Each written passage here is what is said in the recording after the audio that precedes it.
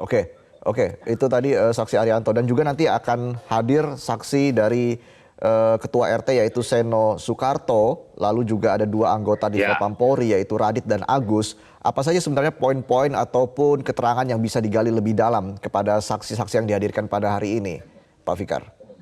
ya.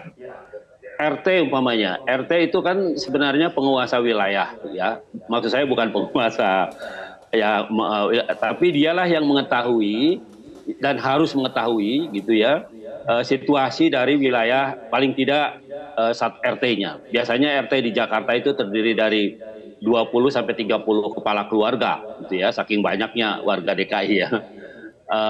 Kalau di luar daerah mungkin kurang dari itu. Tetapi RT di Jakarta itu hampir rata-rata sekitar itu tadi 30 rumah lah, ya. Nah, itu yang harus mau tidak mau karena jabatannya atau karena kedudukannya sebagai kepala rukun tetangga, gitu ya. Maka dia mengetahui keadaan warga-warganya. Tetapi sebatas pada lingkungan di luar rumahnya, gitu. Tetapi kalau istri berantem sama suami di dalam rumah. Nah, saya kira RT itu nggak mengetahui sampai situ. Kecuali memang biasanya ada juga rumah tangga yang kalau berantem tuh sampai keluar rumah. Nah, biasanya RT ikut campur. Ya, kalau yang Hmm. seperti itu RT ikut campur, gitu ya. Nah, tetapi kalau yang di dalam, gitu ya, termasuk peristiwa ini kan juga tidak keluar sebenarnya. Yang kemudian RT ketahui adalah datangnya mobil ambulan, kan itu yang saya kira pengetahuan RT ini tentang terjadinya peristiwa ini. Kalau digali umpamanya dari RT, tahu nggak dia soal peristiwa ya? Pasti nggak tahu. Dia tahunya pasca terjadinya penembakan itu, bahkan mungkin dia mendengar atau tidak penembakan itu, ya, suaranya, gitu ya. Itu mungkin dia bisa menjelaskan, gitu. Tetapi bagaimana penembakannya, siapa yang ditembak, itu dia mesti tidak akan tahu, gitu ya.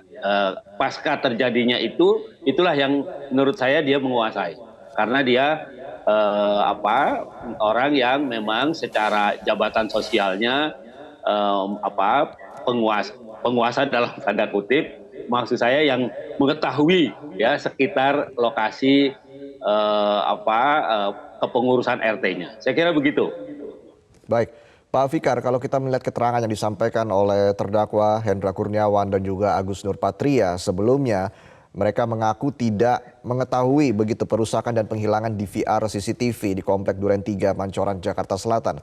Bagaimana Anda melihat keterangan yang disampaikan oleh Hendra dan juga Agus ini? Apakah ini masih mengikuti skenario yang dibuat oleh Verdi Sambo atau memang ini keterangan yang sebenarnya disampaikan? Bagaimana Anda menilai pendapat dari dua terdakwa ini?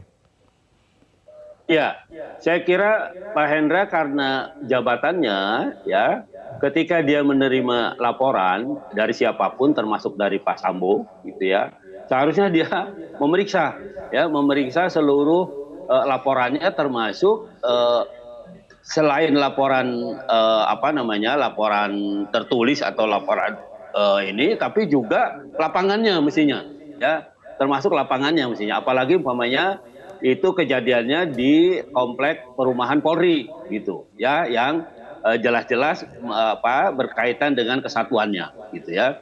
Jangankan itu, kalau di tempat lain pun sebenarnya dia juga seharusnya seperti itu, gitu ya, karena jabatannya dia seharusnya mengetahui keadaan yang terjadi di sekitar wilayah yang memang seharusnya dia kuasai. Begitu, Mas.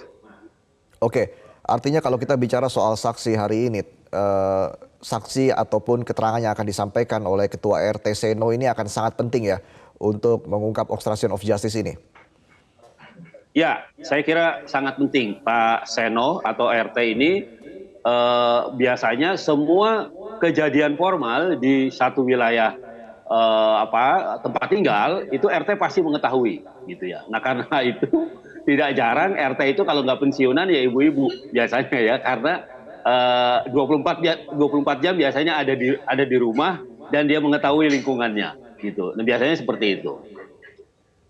Baik, Pak Fikar, kita jeda dulu. Breaking news masih akan kembali.